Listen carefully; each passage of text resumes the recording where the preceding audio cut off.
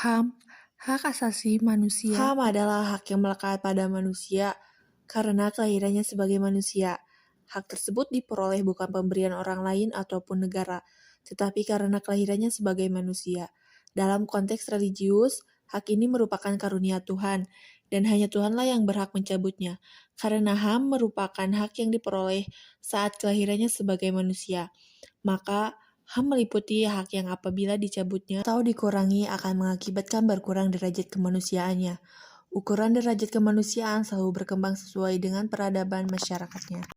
Jelas bahwa hak dasar pertama adalah hak hidup yang membawa konsekuensi adanya hak-hak lain seperti hak mendapatkan kehidupan dan pekerjaan yang layak, hak berkeluarga dan melanjutkan keturunan, hak mendapatkan kewarganegaraan, dan hak mengeluarkan pendapat, berserikat, dan berkumpul. Pada perkembangan selanjutnya, derajat kemanusiaan juga ditentukan oleh tingkat pendidikan dan kesehatannya, sehingga pendidikan dan kesehatan pun kemudian menjadi hak asasi manusia dengan segala perangkat hak lain untuk mendapatkan Setelah pendidikan penjelasan dan hak asasi kesehatan. manusia, ada Undang-Undang Dasar 1945.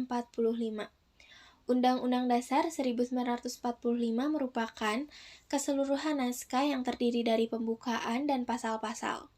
Rancangan Undang-Undang Dasar 1945 dipersiapkan oleh suatu badan yang bernama Badan Penyelidik Usaha-Usaha Persiapan Kemerdekaan Indonesia, atau singkatannya BPUPKI, atau bahasa Jepangnya Dokuritsu Junbi Kosakai, suatu badan bentukan pemerintah penjajah Jepang untuk mempersiapkan segala sesuatu yang diperlukan dalam rangka persiapan kemerdekaan Indonesia. Adapun fungsi dari Undang-Undang Dasar 1945. Undang-Undang Dasar berfungsi sebagai alat kontrol, yaitu untuk mengontrol apakah ketentuan yang lebih rendah bertentangan atau tidak dengan peraturan yang lebih tinggi, yang pada akhirnya harus dapat dipertanggungjawabkan sesuai dengan ketentuan Undang-Undang Dasar 1945. Sebagai hukum dasar tertulis, Undang-Undang Dasar 1945 memiliki kedudukan paling tinggi dalam tata urutan atau hierarki peraturan perundang-undangan di Indonesia, sesuai dengan Undang-Undang Nomor 10 Tahun 2004. Setelah Undang-Undang Dasar 1945, lalu ada Undang-Undang Nomor 36 Tahun 2009 tentang Kesehatan. Latar belakang Undang-Undang Nomor 36 Tahun 2009. Undang-Undang Nomor 36 Tahun 2009 tentang Kesehatan menyebutkan bahwa peningkatan dan pemantapan upaya kesehatan diselenggarakan melalui 15 macam kegiatan. Salah satunya adalah pengamanan makanan dan minuman.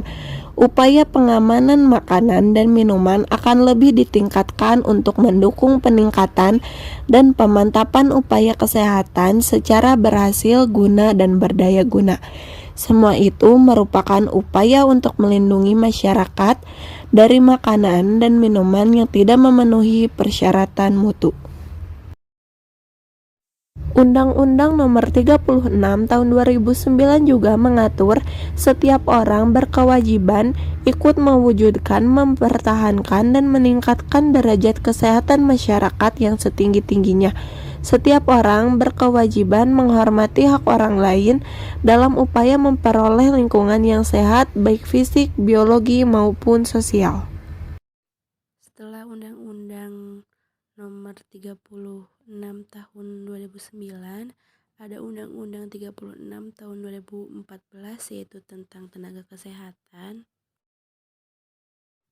Latar belakang Undang-Undang Nomor 36 Tahun 2014, nakes dalam Undang-Undang 36 Tahun 2014 tentang tenaga kesehatan adalah setiap orang yang mengabdikan diri dalam bidang kesehatan serta memiliki pengetahuan dan keterampilan melalui pendidikan di bidang kesehatan yang untuk jenis tertentu memerlukan kewenangan untuk melakukan upaya kesehatan. Nakes diatur tersendiri dengan undang-undang, yaitu Undang-Undang Nomor 36 Tahun 2014 tentang Nakes. Undang-Undang Nomor 36 Tahun 2014 tentang Tenaga Kesehatan merupakan pelaksanaan amanat ketentuan Pasal 21 Ayat 3 Undang-Undang Nomor 36 Tahun 2009 tentang Kesehatan, Lembaran Negara Republik Indonesia Tahun 2009 Nomor 114 Tambahan Lembaran Negara Republik Indonesia Nomor 5063. Undang-Undang Nomor 63 Tahun 2014 tentang Tenaga Kesehatan disahkan oleh Presiden Dr. Haji Susilo Bambang Yudhoyono pada tanggal 17 Oktober 2014.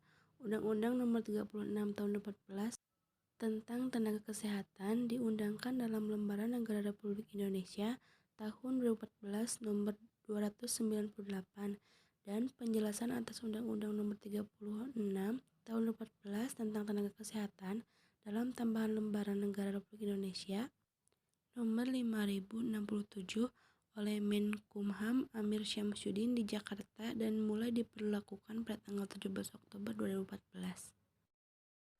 Adapun fungsi Undang-Undang Nomor 34 Tahun 2014 memutuskan atau menetapkan undang-undang tentang tenaga kesehatan dan tempat yang digunakan untuk menyelenggarakan upaya pelayanan kesehatan baik promotif, preventif, kuratif maupun rehabilitatif yang dilakukan oleh pemerintah, pemerintah daerah, dan masyarakat.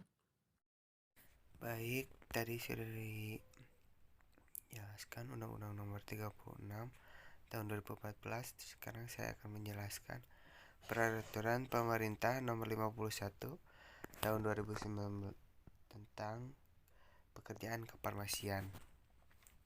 Presiden Republik Indonesia menimbang bahwa untuk melaksanakan ketentuan pasal 63 Undang-Undang Nomor 23 Tahun 1992 tentang kesehatan perlu menetapkan peraturan pemerintah tentang pekerjaan kefarmasian. Mengingat 1.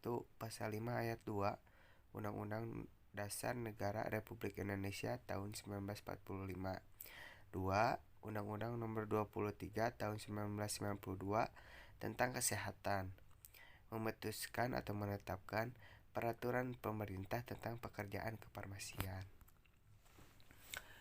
Ada beberapa bab. Yang pertama, 1. Ketentuan umum. Bab kedua, penyelenggaraan pekerjaan kefarmasian. Bab 3, tenaga kefarmasian.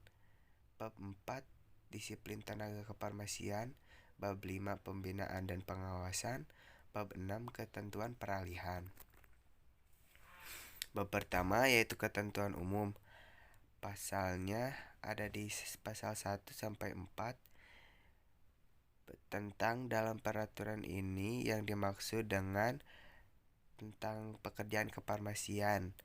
Jadi pekerjaan kefarmasian adalah pembuatan termasuk pengendalian mutu sediaan farmasi, pengamanan, pengadaan, penyimpanan, dan pendistribusi atau penyaluran obat, pengelolaan obat, pelayanan obat atas resep dokter, pelayanan informasi obat, serta pengembangan obat, bahan obat, dan obat tradisional. Bab 2. Penyelenggaraan pekerjaan kefarmasian. Ada beberapa bagian.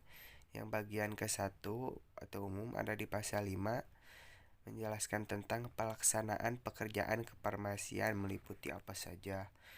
Yang bagian kedua menjelaskan tentang pekerjaan kefarmasian dalam pengadaan sediaan farmasi, ada di pasal 6. Bagian ketiga menjelaskan tentang pekerjaan kefarmasian dalam produksi sediaan farmasi, ada di pasal 7 sampai 13. Bagian keempat menjelaskan tentang pekerjaan kefarmasian dalam distribusi atau penyaluran sediaan farmasi, ada di pasal 14 sampai 18. Bagian kelima menjelaskan tentang pelaksanaan pekerjaan kefarmasian pada fasilitas pelayanan kefarmasian, ada dalam pasal 19 sampai 29. Bagian keenam yaitu menjelaskan tentang rahasia kedokteran dan rahasia kefarmasian, ada dalam pasal 30. Bagian ketujuh yaitu menjelaskan tentang kendali mutu dan kendali biaya, pasal 31 dan 32. Bab ketiga tentang tenaga kefarmasian yaitu ada dalam pasal 33 sampai 55. Contohnya, Tenaga kefarmasian terdiri atas apoteker, tenaga teknis kefarmasian. Tenaga teknis kefarmasian itu sebagaimana dimaksud pada ayat pertama, yaitu terdiri dari sarjana farmasi, ahli media farmasi, analisis farmasi, dan tenaga menengah farmasi atau asisten apoteker. Bab keempat, disiplin tenaga kefarmasian ada dalam pasal 56.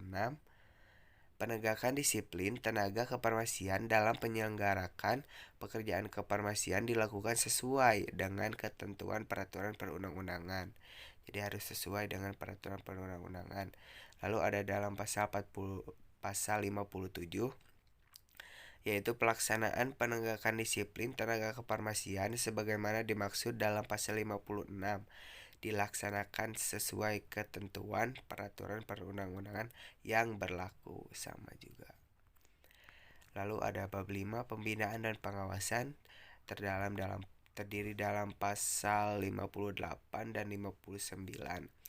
Menteri, pemerintah daerah provinsi, pemerintah daerah kabupaten atau kota sesuai kewenangannya, serta organisasi profesi membina dan mengawasi pelaksanaan pekerjaan kefarmasian tersebut.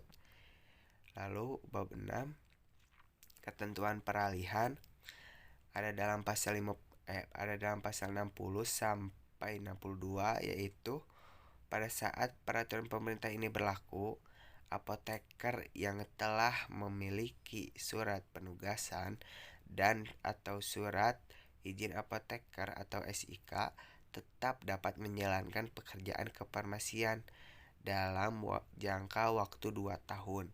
Wajib menyesuaikan dengan peraturan pemerintahan ini. Bab 7, yaitu ketentuan penutup.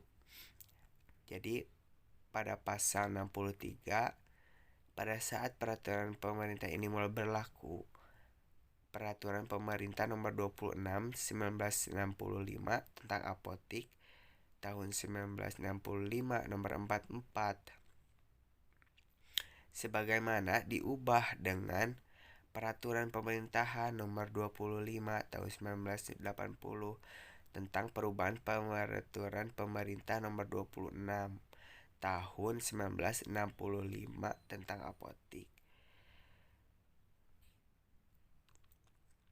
dan peraturan pemerintah nomor 41 tentang masa bakti dan izin kerja apoteker dicabut dan dinyatakan tidak berlaku. Ini ditetapkan di Jakarta pada tanggal 1 September 2009 oleh Presiden Republik Indonesia Dr. Haji Susilo Bambang Yudhoyono. Diundang di Jakarta pada tanggal 1 September 2009 oleh Menteri Hukum dan Hak Asasi Manusia Republik Indonesia Andi Matalata. Sumpah apoteker. Apakah pengertian dari sumpah apoteker? Seorang lulusan sarjana farmasi yang akan melanjutkan profesi apoteker akan disumpah apoteker. Apoteker adalah sarjana farmasi yang telah lulus sebagai apoteker dan telah mengucapkan sumpah jabatan. Seorang apoteker dalam menjalankan profesinya dan akan bertanggung jawab dalam penyelenggaraan praktik kefarmasian, maka harus mengucapkan sumpah menurut tata cara agama yang dipeluknya dan mengucapkan janji yang diselenggarakan oleh perguruan tinggi farmasi tersebut. Sumpah apoteker telah diatur dalam PP nomor 20 tahun 1962. PP nomor 20 tahun 1962 pasal 1 ayat 1 berisi tentang sebelum seorang apoteker melakukan jabatannya, maka ia harus mengucapkan sumpah menurut cara agama yang dipeluknya atau mengucapkan janji. Ucapan sumpah dimulai dengan kata-kata demi Allah bagi mereka yang beragama Islam, dan sumpah untuk agama lain pemakaian kata-kata demi Allah disesuaikan dengan kebiasaan agama masing-masing. Ayat kedua berisi tentang sumpah atau janji itu berbunyi sebagai berikut. 1. Saya akan membaktikan hidup saya guna kepentingan perikemanusiaan terutama dalam bidang kesehatan. 2. Saya akan merahasiakan segala sesuatu yang saya ketahui karena pekerjaan saya dan keilmuan saya sebagai apoteker. 3. Sekalipun diancam, Saya tidak akan mempergunakan pengetahuan kefarmasian saya untuk sesuatu yang bertentangan dengan hukum perikemanusiaan. 4. Saya akan menjalankan tugas saya dengan sebaik-baiknya sesuai dengan martabat dan tradisi leluhur jabatan kefarmasian. Kelima, dalam menunaikan kewajiban saya akan berikhtiar dengan bersungguh-sungguh supaya tidak terpengaruh oleh perkembangan keagamaan, kebangsaan, kesukuan, politik, kepartaian, atau kedudukan sosial. 6. Saya ikrarkan sumpah atau janji ini dengan sungguh-sungguh dan dengan penuh keinsyafan. Pasal 2 bersih tentang peraturan pemerintah ini mulai berlaku pada hari diundangkannya. Seorang apoteker harus melakukan sumpah karena apoteker sebagai tanda kewenangan saat bekerja sebagai apoteker. Saya Nufaisal Lia Zahra, NPM 24041121189, akan melanjutkan tentang Peraturan Menteri Kesehatan Republik Indonesia Nomor 889 Tahun 2011 tentang registrasi tenaga kefarmasian. Registrasi tenaga kefarmasian yang terdapat dalam PMK nomor 889 tahun 2011 yaitu pekerjaan kefarmasian adalah pembuatan termasuk penilaian mutu sediaan farmasi, pengamanan, pengadaan, penyimpanan, dan pendistribusian atau penyaluran obat, pengelolaan obat, pelayanan obat atas resep dokter, pelayanan informasi obat, serta pengembangan obat, bahan obat, dan obat tradisional. Dan tentunya, pekerjaan kefarmasian dilakukan oleh tenaga kefarmasian, yang terdiri atas apoteker dan tenaga teknis kefarmasian. Yang berikutnya adalah registrasi adalah pencatatan resmi terhadap tenaga kefarmasian yang telah memiliki sertifikat kompetensi dan telah mempunyai kualifikasi tertentu serta diakui secara hukum untuk menjalankan pekerjaan atau praktik profesinya. Surat tanda registrasi. Jadi setiap tenaga kefarmasian yang menjalankan pekerjaan kefarmasian wajib memiliki surat tersebut, yang dimana surat izin praktik setiap tenaga kefarmasian yang menjalankan pekerjaan kefarmasian wajib memiliki surat izin sesuai tempat tenaga kefarmasian bekerja.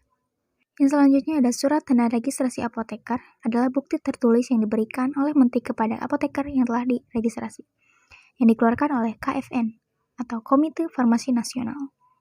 Seorang apoteker harus memiliki surat izin praktik apoteker, yang dimana apoteker sebagai penanggung jawab, dan juga harus memiliki surat izin kerja apoteker untuk melakukan pekerjaannya. Selanjutnya, surat tanda registrasi tenaga teknik kefarmasian yaitu bukti tertulis yang diberikan oleh Menteri kepada tenaga teknis kefarmasian yang telah diregistrasi, yang dikeluarkan oleh Dinas Kesehatan Provinsi. Seorang tenaga teknik kefarmasian juga harus memiliki surat izin praktik TTK untuk melakukan pekerjaan di fasilitas pelayanan kefarmasian dan juga harus memiliki surat izin kerja untuk melakukan pekerjaannya. Surat tanda registrasi ini berlaku selama 5 tahun dan diperpanjang melalui uji kompetensi. Surat tanda registrasi tidak berlaku jika masa berlakunya habis dan tidak diperpanjang, dicabut atas dasar ketentuan peraturan perundang-undangan atas permohonan yang bersangkutan dan dicabut oleh menteri. Selanjutnya masuk ke kode etik apoteker. Terdapat 4 bab dan 14 pasal. Bab ke-1 tentang kewajiban umum terdapat 8 pasal. Pasal pertama berisi tentang sumpah atau janji. Setiap apoteker harus menjunjung tinggi, menghayati, dan mengamalkan sumpah apoteker. Pasal kedua, setiap apoteker harus berusaha dengan sungguh-sungguh menghayati dan mengamalkan kode etik apoteker Indonesia. Pasal ketiga, setiap apoteker harus senantiasa menjalankan profesinya sesuai kompetensi apoteker serta selalu mengutamakan dan berpegang teguh pada prinsip kemanusiaan dalam melaksanakan kewajibannya. Pasal keempat, setiap apoteker harus selalu aktif mengikuti perkembangan di bidang kesehatan pada umumnya dan di bidang farmasi pada khususnya. Selanjutnya, pasal 5 berisi tentang di dalam menjalankan tugasnya, setiap apoteker harus menjauhkan diri dari usaha mencari keuntungan diri semata yang bertentang dengan martabat dan tradisi luhur jabatan kefarmasian. Pasal 6, seorang apoteker harus berbudi luhur dan menjadi contoh yang baik bagi orang lain. Pasal 7, seorang apoteker harus menjadi sumber informasi sesuai dengan profesinya. Pasal 8, seorang apoteker harus aktif mengikuti perkembangan peraturan undang-undang di bidang kesehatan pada umumnya dan di bidang farmasi pada khususnya. Selanjutnya bab kedua tentang kewajiban apoteker terhadap penderita. Terdapat satu pasal yaitu pasal 9 yang berbunyi seorang apoteker dalam melakukan pekerjaan kefarmasian harus mengutamakan kepentingan masyarakat dan menghormati hak asasi penderita dan melindungi makhluk hidup insani. Selanjutnya bab ketiga tentang kewajiban apoteker terhadap teman sejawat. Terdapat 3 pasal, yaitu dari pasal 10 sampai pasal 12. Pasal 10 berbunyi, setiap apoteker harus memperlakukan teman sejawatnya sebagaimana ia sendiri ingin diperlakukan. Pasal 11 berbunyi, seorang apoteker harus selalu saling mengingatkan dan saling menasehati untuk mematuhi ketentuan-ketentuan kode etik. Pasal 12, setiap apoteker harus mempergunakan setiap kesempatan untuk meningkatkan kerjasama yang baik sesama apoteker di dalam memelihara keluruhan martabat kejabatan kefarmasian, serta mempertebal rasa saling mempercayai di dalam menunaikan tugasnya. Dan yang terakhir bab keempat, tentang kewajiban apoteker atau farmasis terhadap sejawat petugas kesehatan lainnya. Terdapat 2 pasal yaitu pasal 13 dan pasal 14. Pasal 13 berbunyi, setiap apoteker harus mempergunakan setiap kesempatan untuk membangun dan meningkatkan hubungan profesi, saling mempercayai, menghargai, dan menghormati sejawat petugas kesehatan. Pasal 14 berbunyi, setiap apoteker hendaknya menjauhkan diri dari tindakan atau perbuatan yang tidak mengakibatkan berkurangnya atau hilangnya kepercayaan masyarakat kepada sejawat petugas kesehatan lainnya. Maka, setiap apoteker harus selalu bersungguh-sungguh menghayati dan mengamalkan kode etik apoteker dalam menjalankan tugas kefarmasiannya sehari-hari.